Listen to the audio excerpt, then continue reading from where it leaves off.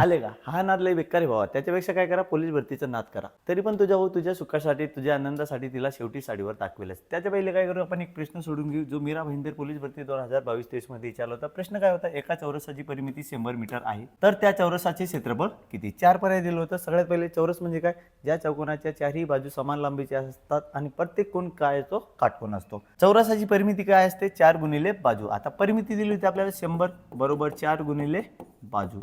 हा जो 4 गुणिले तो भागिले होणार 100ला, 100 भागिले 4. उत्तर किती येणार आहे, 25. 25 काय येणार आहे आपली बाजू. आपल्याला क्षेत्रफळ काढायची, म्हणजेच क्षेत्रफळ काढण्यासाठी आपल्याला बाजूचा वर्ग करावा लागतो. म्हणजे काय करावं लागेल, 25चा वर्ग, 625. पर्यायामध्ये बघितले तर 625, 625 दोन्ही याच्यापैकी योग्य कोणता, आपल्याला जे एकक दिले ते मीटरमध्ये दिले, मग जे क्षेत्रफळ येणार आहे ते चौरस मीटरमध्ये येणार आहे, म्हणून पर्याय आपला डी उत्तर बरोबर राहणार आहे, ए नाही. अशा प्रकारे काय केलं जातं, आपल्याला कन्फ्यूज केलं जातं. आणि हा प्रश्न जर तुम्हाला समजला असेल तर या प्रश्नाचे उत्तर काय करा, आपल्या कमेंट बॉक्समध्ये फेकून मारा. आणि अशाच प्रश्नासाठी आपल्या Insta ID 3R Maths Academy MS ला फॉलो करून घ्या. धन्यवाद. आणि हा, तिला साडीवर बघायचं राहून गेलं होतं, बघून घ्या आता.